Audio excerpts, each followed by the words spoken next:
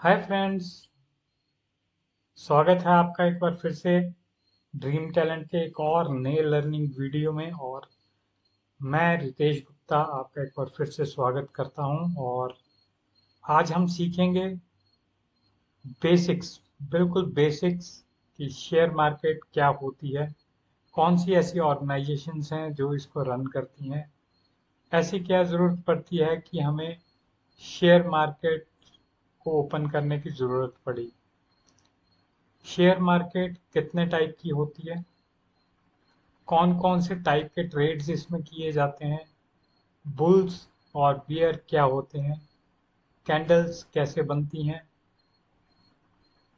और भी काफ़ी सारी बेसिक चीज़ें हम आज इसमें सीखेंगे। जैसे एनालिसिस कितने टाइप के होते हैं, और जब हम स्टॉक लेते हैं तो हमें क्या चीज़ देखनी चाहिए, और क्या किन किन चीज़ों का हमें ध्यान रखना चाहिए। तो एक बार फिर से मैं आपका स्वागत करता हूं और स्टार्ट करते हैं शेयर मार्केट के बारे में जानना। तो इसको हम स्टार्ट करते हैं एक एग्जाम्पल के थ्रू और समझते हैं कि शेयर मार्केट की ज़रूरत क्यों पड़ी। एक मैं आपको एग्जांपल देता हूँ कि एक कंपनी है जो रनिंग है, अपना एक प्रोडक्ट मार्केट में लेके आई है, उसको अच्छे से चला रही है।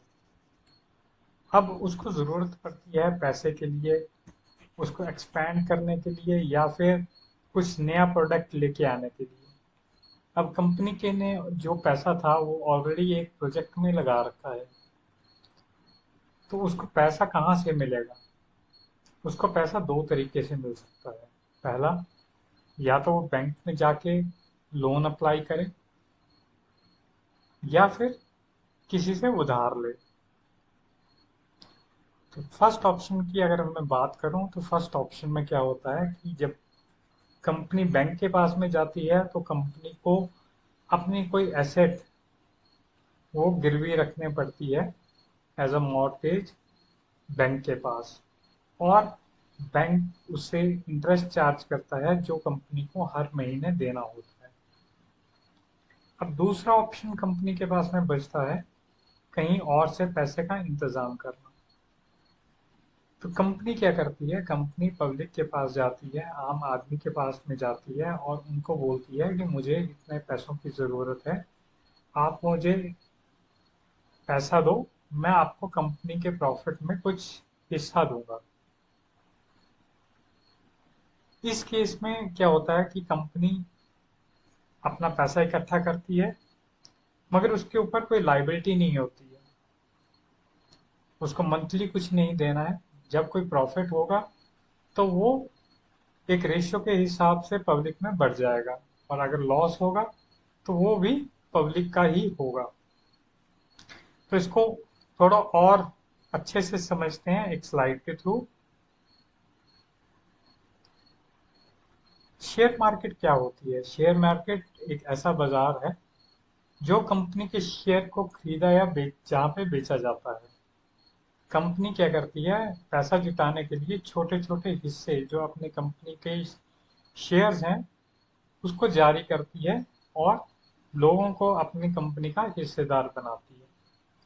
अब हम समझते हैं कि ये कंपनी है जिसने कंपनी के शेयर्स इशू किए, वो किसके थ्रू बिकेंगे? एनएससी या बीएससी के थ्रू। और एनएससी बीएससी क्या करता है, आगे ब्रोकर बनाता है जो सेल परचेज करवाता है एक आम पब्लिक को। अब इसमें एग्जांपल दे रखा है कि एक कंपनी को 10 करोड़ रुपए का फंड इकट्ठा करना है, तो वो क्या करेगा, 100 रुपए के हिसाब से 10 लाख शेयर इशू कर देगा, और लोगों को बोलेगा कि आप इसमें इन्वेस्टमेंट करो। अब किसी ने एबीसी आदमी ने 10 शेयर खरीदे 100 रुपए के हिसाब से, तो उसने टोटल कितनी इन्वेस्टमेंट की? 1,000 रुपये।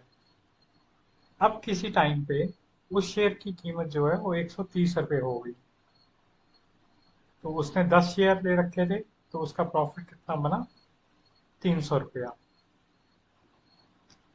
होप आप लोगों को ये चीज क्लियर हो गई होगी।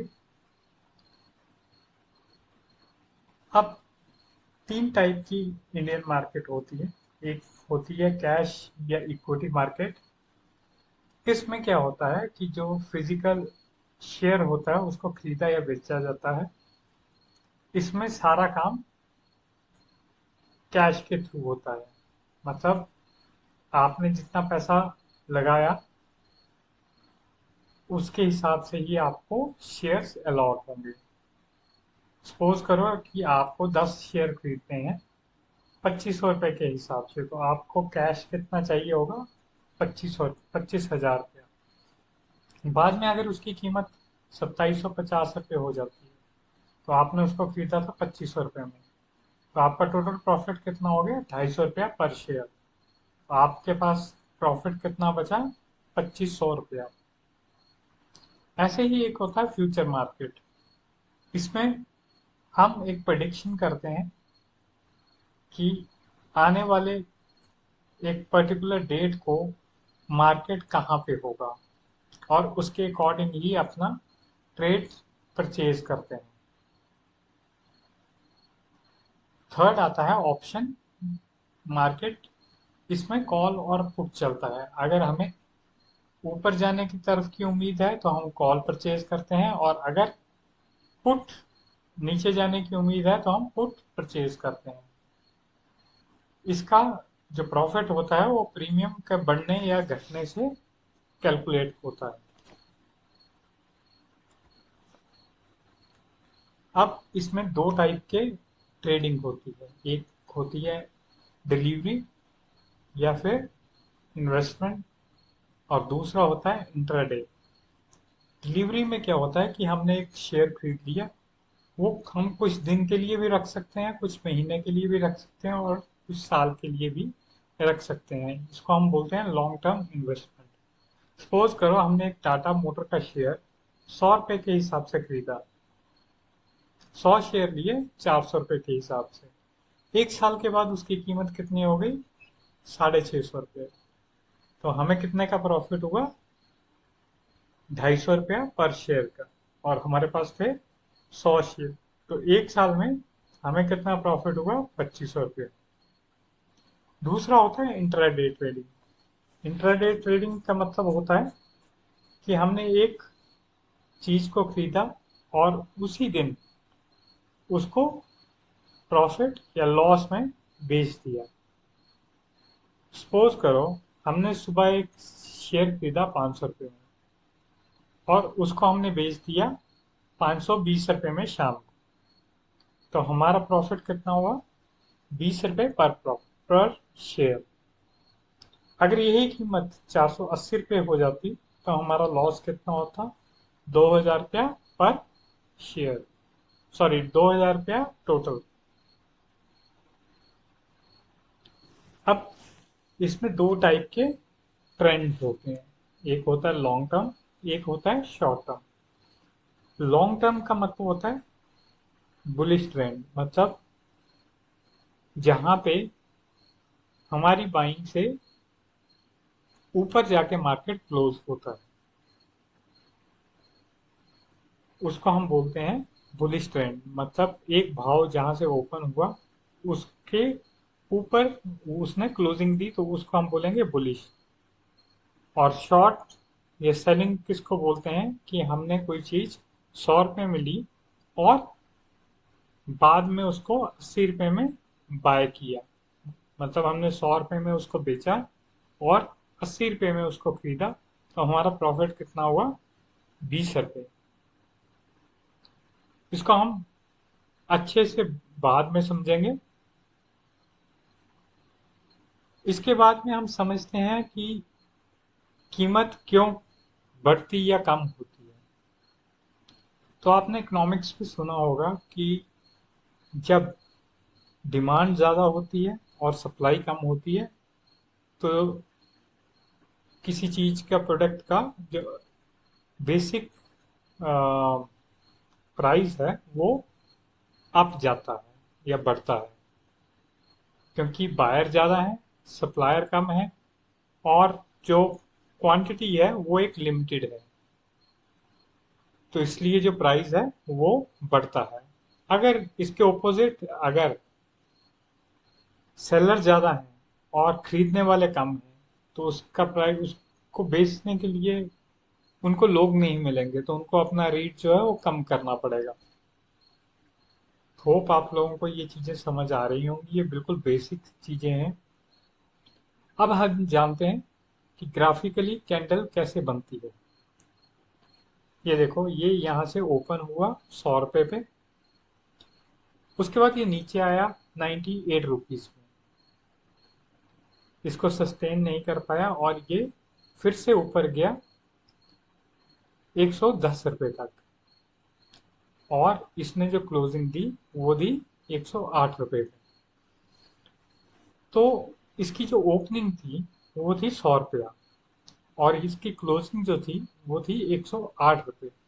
तो हमें ये देखना होता है कि मार्केट जिस प्राइस पे ओपन हुआ है उस प्राइस से अगर मार्केट उससे ऊपर क्लोज हुआ है तो वो एक बुलिश कैंडल कहलाती है, जिसका कलर ग्रीन कलर का होता है। तो इस केस में 100 रुपये पे ओपनिंग हुई, 108 रुपये में क्लोजिंग हुई, तो 8 रुपया जो है वो हाई बंद हुआ है, तो इसके लिए इसका जो कैंडल का कलर होगा वो ग्रीन कलर होगा, और ये बुलिश कैंडल या बायर कैंडल कहलाई जाएगी। सेम ऐसे ही अगर कैंडल 100 रुपीज पे ओपन हुई, 103 तक गई, और उसके बाद नीचे जाते जाते ये 90 रुपीज तक गई, वहां पे उसने अपना एक लो बनाया, और जो उसकी क्लोजिंग हुई वो 92 रुपीज पे हुई। तो इसकी जो ओपनिंग थी वो 100 रुपया थी, और जो क्लोजिंग थी वो 92 रुपीज थी। मतलब अपने ओपनिंग से इसने 8 रुपये कम पे क्लोज किया। तो जब मार्केट जहां पे ओपन हुई है उससे अगर नीचे क्लोज करती है तो उसको हम बोलते हैं बेरिश कैंडल या सेलर कैंडल। तो इसमें मेन 4 चीजें होती हैं: open, close, low and high. ये चीज हम आगे एक्सप्लेन करूंगा मैं आपको। ये अभी तो आपको एक ब्रीफ आइडिया दे रहा हूं कि स्टॉक मार्केट होता क्या है। अब जब भी हम स्टॉक लेते हैं तो हमें दो चीजों का ध्यान रखना पड़ता है: एक टेक्निकल एनालिसिस और दूसरा फंडामेंटल एनालिसिस। टेक्निकल एनालिसिस क्या होता है? जो हम charts, candle, trend, volume, indicators को देख के, पुराने डाटा को देख के जो हम भविष्यवाणी करते हैं कि मार्केट किस तरफ को जा सकता है, कौन से ऐसे लेवल्स हैं जहां पे जाके मार्केट टच कर सकता है, उसको हम बोलते हैं टेक्निकल एनालिसिस। मोस्टली जो ट्रेडिंग करते हैं वो टेक्निकल एनालिसिस पे ज़्यादा फोकस करते हैं। उसके अलावा एक एनालिसिस और होता है जिसको हम बोलते हैं फंडामेंटल एनालिसिस, जिसमें हम कंपनी के बिजनेस को देखते हैं, उसकी मैनेजमेंट में कौन कौन है, वो प्रॉफिटेबल है या नहीं है, उसकी ग्रोथ रेट क्या है, उसकी इनकम कितनी है, उसकी वैल्यूएशन कितनी है, वो कितना टाइम सरवाइव कर सकती है अगर वो लोन ले रही है, और काफ़ी सारी चीज़ें इसमें एनालाइज की जाती हैं। और इन दोनों के कॉम्बिनेशन के बाद ही जो एक एक्चुअल ट्रेडर है वो अपने स्टॉक को परचेज करता है या सेल करता है।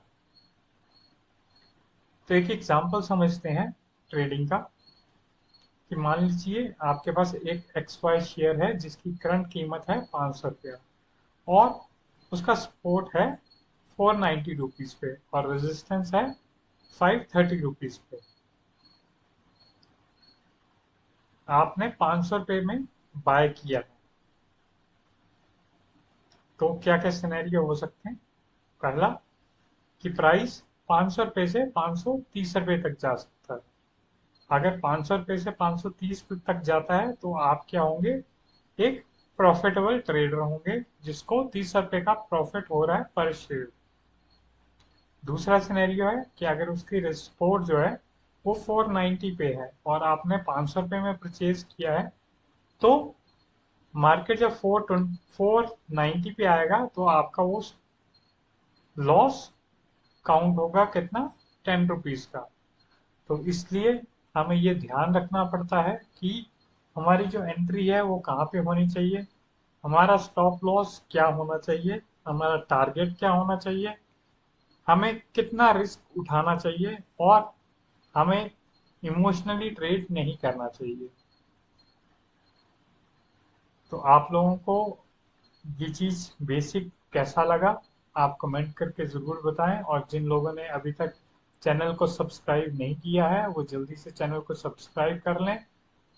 और जिन लोगों ने चैनल को सब्सक्राइब कर लिया है वो अपने फ्रेंड सर्कल में अपने ट्रेडर दोस्तों के साथ इस चैनल को शेयर करना ना भूलें, क्योंकि मैं लेके आ रहा हूँ आपके लिए कंप्लीट 50 डेज का कंप्लीट पैकेज, जिसमें हम रोज कुछ ना कुछ नया सीखेंगे और साथ में मैं आपको लाइव क्लास भी करवाऊंगा और बताऊंगा कि कैसे चार्ट पे हम एनालाइज करते हैं।